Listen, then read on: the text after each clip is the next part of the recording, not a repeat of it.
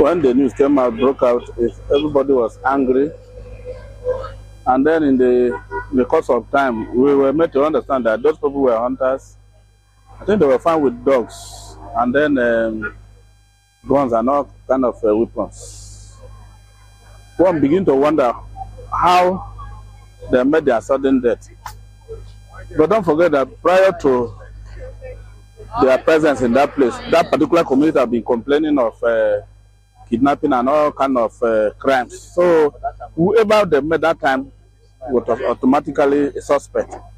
And maybe in the course of time, I don't know whether they were truly investigated or they went through some script for them to have arrived at that killing.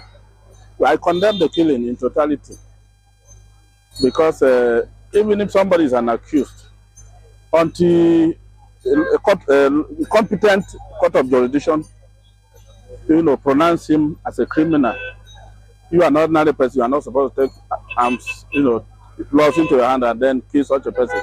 I condemn the killing.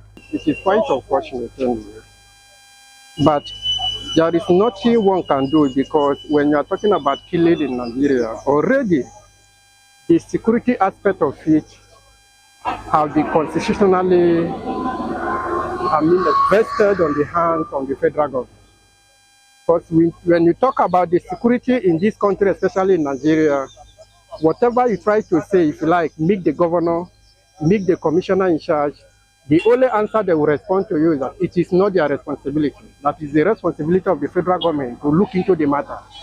I think what the local government, the federal government should do is that they should put more effort about this killing in Nigeria. And the reason is because why it is difficult for us to handle these security challenges in Nigeria is because everywhere is corrupt. Considering the insecurity situation in Nigeria. So do you know what made them to be hunters? They were using Dangote truck because Dangote is above the law.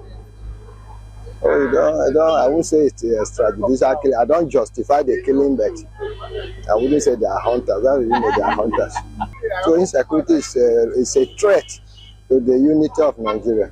It is uncalled for. You can't just that's why I say trespass. You don't just move into somebody's territory without due permission or due notice. You go to the place, we are coming to your place on social date so that the people will know, considering the insecurity situation in Nigeria. Any reasonable person is supposed to condemn extrajudicial killing in no ramification. It is not allowed, it is not proper, and it is not to be encouraged. But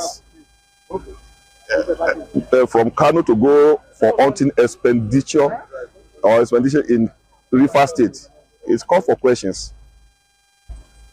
In which forest or River State did they go for that expenditure?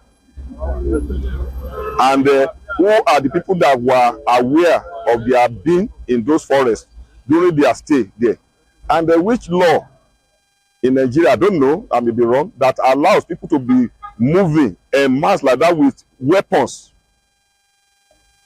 So they are suspects.